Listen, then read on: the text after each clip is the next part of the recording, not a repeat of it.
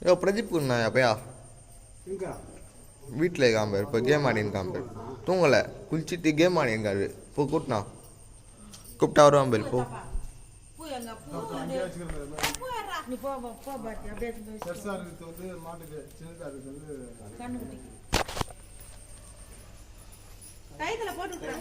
கைத்துல போட்டு